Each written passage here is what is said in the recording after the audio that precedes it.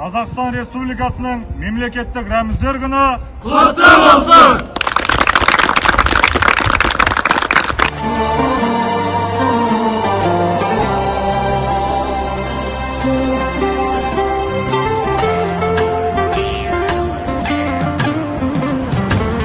Тудың желбірегені қазақтың асқақ бедері, махаббат қайрат екеулеп шымырлатқан денені. Көк тудың желбірегені жаныма қуат береді,